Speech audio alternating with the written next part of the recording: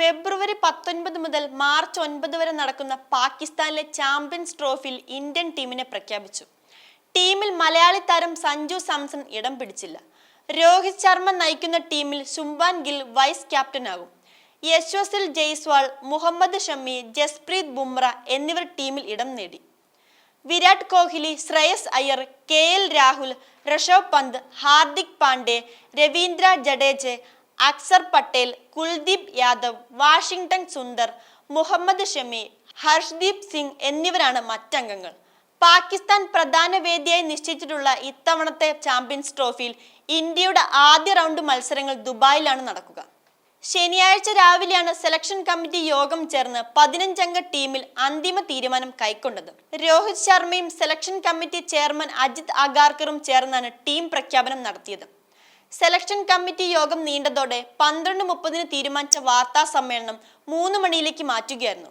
വിജയ് ഹസാര മത്സരത്തിൽ കളിക്കാതിരുന്ന സഞ്ജുവിന്റെ തീരുമാനം സെലക്ടർമാരെ ചൊടിപ്പിച്ചിരുന്നു. സീനിയർ താരങ്ങൾ ഉൾപ്പെടെ ആഭ്യന്തര ടൂർണമെന്റുകളിൽ കളിക്കണമെന്ന് BCCI മാർഗരേഖ പോലും തയ്യാറാക്കിയ സാഹചര്യത്തിൽ വിജയ് ഹസാരെ കളിക്കാതിരുന്നത് സഞ്ജുവിന് വലിയ തിരിച്ചടിയായിരുന്നു. വിജയ് ഹസാര ട്രോഫിക്ക് മുൻപ് നടത്തിയ കേരള ടീമിന്റെ ക്യാമ്പിൽ പങ്കെടുക്കാനില്ലെന്ന് സഞ്ജു അറിയിച്ചതിനാലാണ് ടൂർണമെന്റിന്റെ ടീമിൽ താരത്തെ കേരള ക്രിക്കറ്റ് അസോസിയേഷൻ ഉൾപ്പെടുത്താതിരുന്നെന്നാണ് അറിയാൻ കഴിഞ്ഞത്. വിജയ് ഹസാര ട്രോഫിയിലെ ആദ്യ മത്സരത്തിന് മുൻപ് താൻ കളിക്കാൻ തയ്യാറാണെന്ന് സഞ്ജു KCA അധികൃതരെ അറിയിച്ചിരുന്നെന്നും വിവരമുണ്ട്. എന്നാൽ ക്യാമ്പിൽ പങ്കെടുക്കാതിരുന്നതിനാൽ സഞ്ജുവിനെ ഒഴിവാക്കിയെന്നാണ് റിപ്പോർട്ട്. ആഭ്യന്തര ക്രിക്കറ്റിൽ കളിക്കാഞ്ഞത് ഗുരുതര അച്ചടക്ക ലംഘനമായാണ് കാണുന്നതെന്നും വിജയ് ഹസാരയിൽ കളിക്കാഞ്ഞതിന് സഞ്ജു ഇതുവരെ വ്യക്തമായ കാരണം അറിയിച്ചിട്ടില്ലെന്നും BCCIയിലെ ഒരു ഉന്നതൻ ഇന്നലെ ഒരു ദേശീയ മാധ്യമത്തോട് പറഞ്ഞിരുന്നു.